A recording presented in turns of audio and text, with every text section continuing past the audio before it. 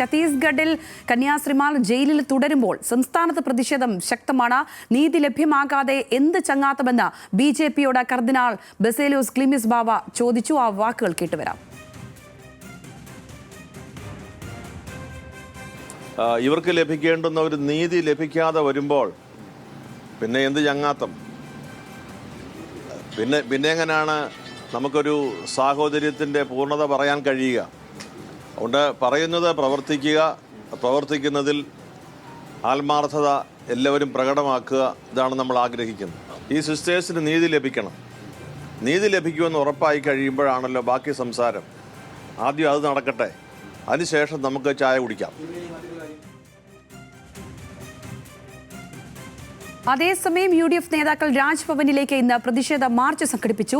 ക്രൈസ്തവ സഭകളുടെ രാജ്ഭവൻ മാർച്ച് ഉച്ചയ്ക്ക് ശേഷം നടക്കും. ക്രൈസ്തവ സഭകളുടെ വായ് മൂടിക്കെട്ടിയുള്ള രാജ്ഭവൻ മാർച്ചാണ് വൈകിട്ടോടുകൂടി നടക്കുന്നത്. സീറോ മലബാർ, മലങ്കര, ലത്തീൻ സഭകളുടെ മേധാവിമാർ പ്രതിഷേധത്തിൽ പങ്കെടുക്കുന്നുമുണ്ട്. തിരുവനന്തപുരത്ത് നിന്നും കൂടുതൽ വിശദാംശങ്ങളുമായി ബിനിൽ ലീല സാബുവാണ് ചേരുന്നത്. ബിനിൽ, ഇന്ന് വലിയ രീതിയിലുള്ള പ്രതിഷേധമാണ് ഇനി അങ്ങോട്ട് ഉണ്ടാകാൻ പോകുന്നുള്ള സൂചനകളാണ് വരുന്നത്.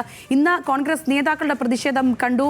ഇക്കാര്യത്തിലൊരു സമവായത്തിലേക്കോ അല്ലെങ്കിൽ കന്യാസ്ത്രീമാർക്ക് ജാമ്യം ലഭിക്കുന്നതിലേക്കോ കാര്യങ്ങൾ എത്തിച്ചേർന്നില്ലെങ്കിൽ വലിയ രീതിയിലുള്ള പ്രതിഷേധവുമായി മുന്നോട്ട് പോകാനാണ് ക്രൈസ്തവ സഭകളുടെ തീരുമാനമെന്നാണ് മനസ്സിലാക്കുന്നത്. ഇന്നത്തെ പ്രതിഷേധം ഏത് സമയത്താണ്, എത്തരത്തിലാണ് അതിലേക്കുള്ള പദ്ധതികൾ വിഭാവനം ചെയ്തിരിക്കുന്നത്? എന്തൊക്കെയാണ് ബിനിൽ തിരുവനന്തപുരത്ത് നൽകാൻ കഴിയുന്ന വിവരങ്ങൾ?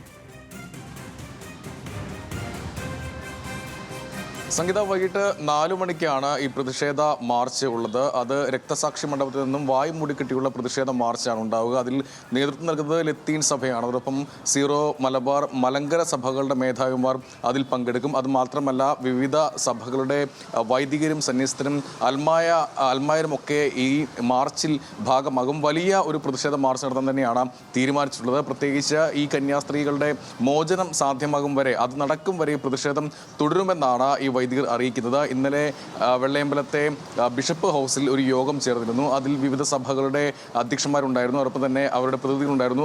ആ കൂടിയാലോചനയാണ് ഈ മാർച്ച് നടത്താനുള്ള തീരുമാനത്തിലേക്ക് എത്തിയത്. സംസ്ഥാനത്തെ BJP നൽകുന്ന ഉറപ്പ് അവർ അംഗീകരിക്കുന്നില്ല, അല്ലെങ്കിൽ അത് വിശ്വസിക്കുന്നില്ല എന്നാണ് ഈ മാർച്ചിലൂടെ നമുക്ക് പറയാൻ കഴിയുന്ന ഒരു കാര്യം. പ്രത്യേകിച്ച് അനൂപ് ആന്റണി ഇതിൽ ഇടപെടുന്നു, രാജീവ് ചന്ദ്രശേഖർ അഭിപ്രായം പറയുന്നു. അങ്ങനെയൊക്കെ അനുകൂലമായി ഒരു നിലപാട് എടുക്കുന്നുണ്ടെങ്കിൽ കൂടി അതിൽ വിശ്വാസമില്ല. കാരണം ഇന്ന് കേസ് NIA കൂടി കൈമാറുന്നതോടുകൂടി ഈ സമരം കൂടുതൽ കടുപ്പിക്കാൻ തന്നെയാണ് തീരുമാനിച്ചിട്ടുള്ളത്. ഇന്ന് KPCCയുടെ മാർച്ച് അവിടേക്കുണ്ടായിരുന്നു. മാത്രമല്ല, കഴിഞ്ഞ ദിവസങ്ങളിലൊക്കെ വലിയ പ്രതിഷേധം, ഇന്നലെ രാത്രി DYFIയുടെ പ്രതിഷേധമുണ്ടായിരുന്നു.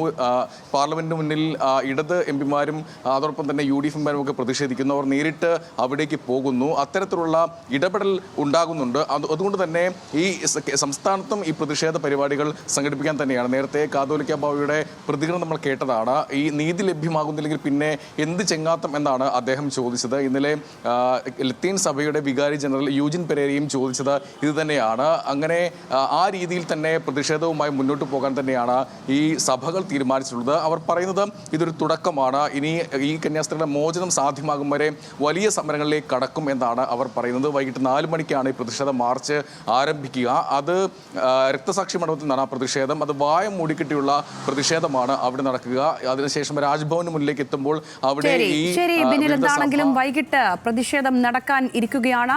വലിയ രീതിയിലുള്ള പ്രതിഷേധമാണ് സംസ്ഥാനത്തും ഉണ്ടാക്കുന്നത്. ബിനിൽ ലീല സാബുവാണ് തിരുവനന്തപുരത്ത് നിന്നും വിശദമായ വിവരങ്ങൾ പങ്കുവച്ചത്.